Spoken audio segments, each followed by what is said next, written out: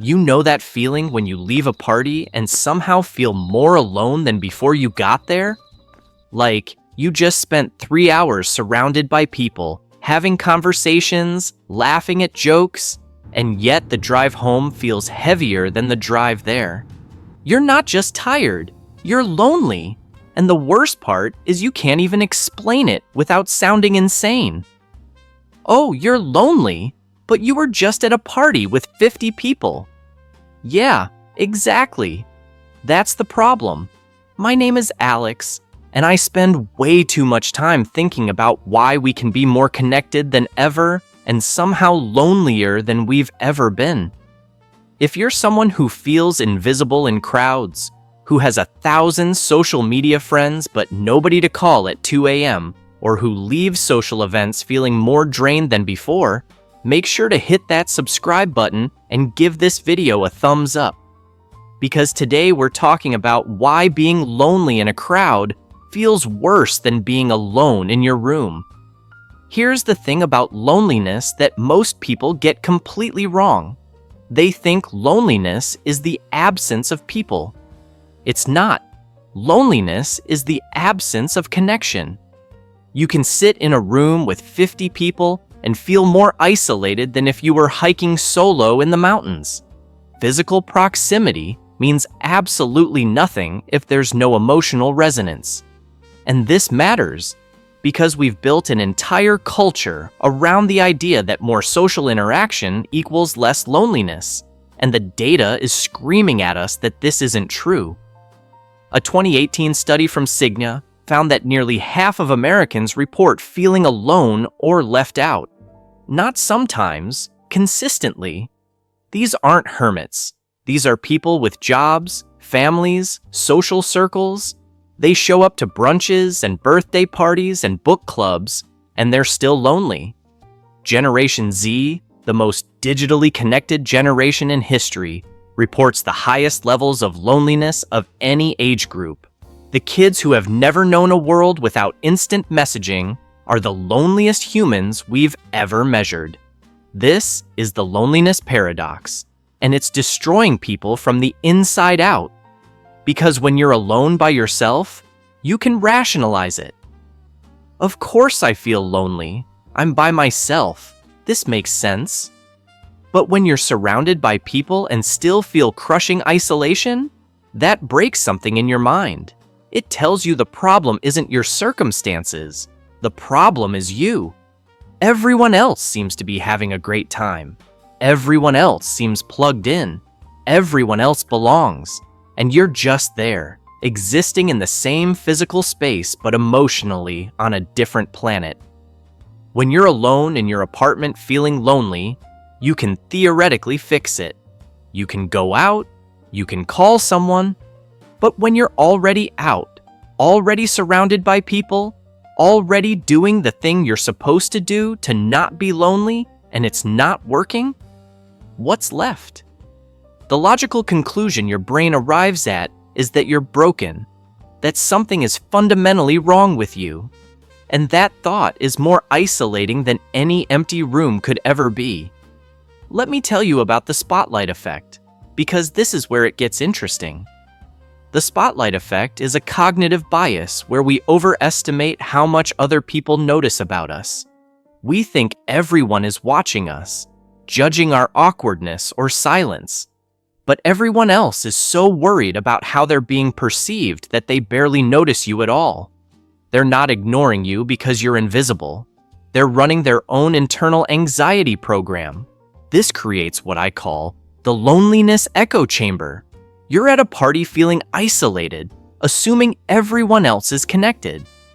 Meanwhile, the person 3 feet away is also feeling isolated and also assuming everyone else is fine.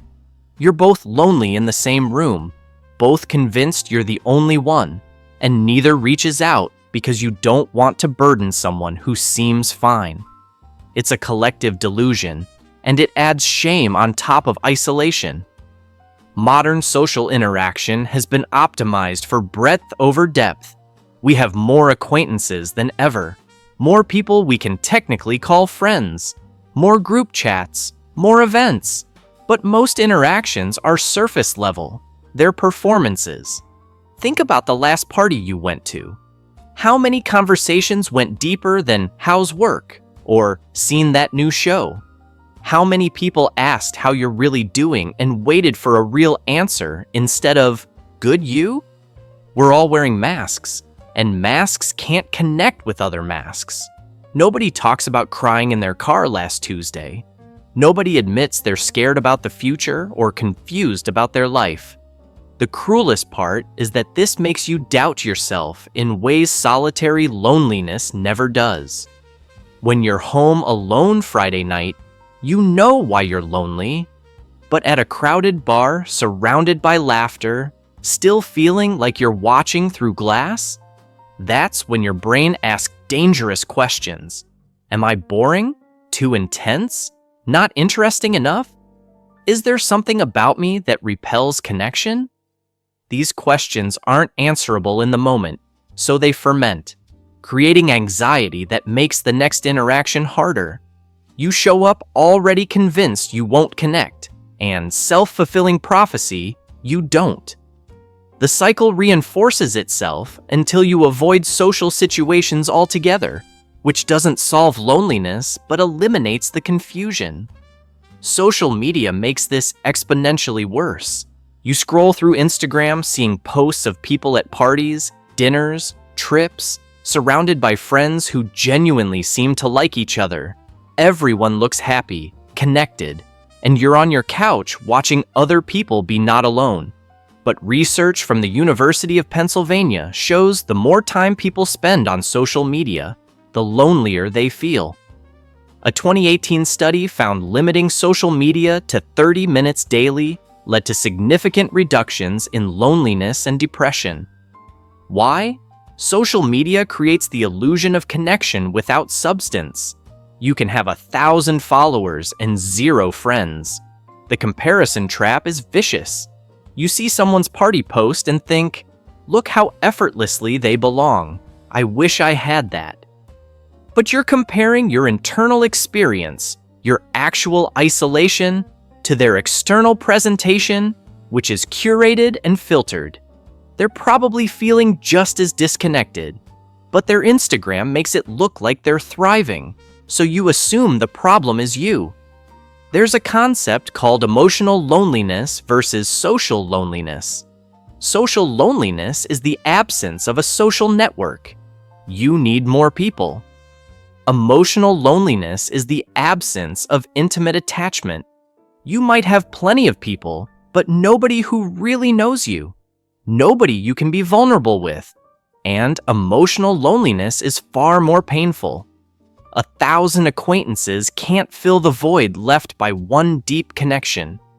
This is why you can have a busy social calendar and still feel isolated. You're addressing the wrong kind of loneliness. Research from UCLA found that loneliness activates the same brain regions as physical pain. Your brain processes social isolation the same way it processes getting punched. Chronic loneliness is as bad for your health as smoking 15 cigarettes a day. And when you're lonely in a crowd, the pain gets compounded by cognitive dissonance. I'm surrounded by people, so I shouldn't feel lonely, but I do. Therefore, something's wrong with me. This creates anxiety, which makes connecting harder, which makes you lonelier. It's a vicious cycle. The solution isn't adding more social interactions. That's like curing a headache by hitting yourself harder. The cause isn't that you're not around enough people, it's that you're not authentically connecting with them. Authentic connection requires vulnerability. You have to take off the mask. You have to risk rejection by showing who you actually are instead of who you think people want you to be. This is terrifying. When you've been performing, dropping that guard feels like standing naked in a crowded room. But most people are desperate for authentic connection. They're exhausted from performing too. When you show up as your actual self, you give others permission to do the same. That one real connection is worth more than 100 surface-level friendships. This doesn't mean trauma dumping on everyone. but it means asking real questions and giving real answers, admitting when you don't know something, saying, "I've been struggling" instead of "everything's great," prioritizing depth over breadth, quality over quantity, and sometimes it means being okay with being alone. Sometimes the loneliest thing you can do is force yourself into draining social situations because you think you're supposed to. If you're going to parties and coming home feeling worse, you're not solving loneliness. You're punishing yourself. Real solitude, chosen solitude, is different from loneliness in a crowd. When you're alone by choice doing something you enjoy, you're not lonely, you're content. If you're feeling lonely in crowds, you're not broken. You're experiencing a normal response to a deeply abnormal social environment. We've created a world where we're technically more connected than ever, but emotionally more isolated. The solution isn't trying harder to fit into broken systems. Focus on a few deep relationships instead of many shallow ones. Prioritize presence over performance. Be willing to be vulnerable. Choose quality time with one good friend over a party full of acquaintances. And limit social media. You deserve connection that makes you feel less alone, not more. You deserve relationships where you can show up as yourself and be accepted. If the social situations you're in aren't providing that, it's okay to step back. It's okay to prioritize your emotional well-being over expectations. If this video made you feel less alone in your loneliness, hit that like button and subscribe. We're all figuring this out together, and sometimes just knowing you're not the only one struggling makes it more bearable. Thanks for watching, and I'll see you in the next one.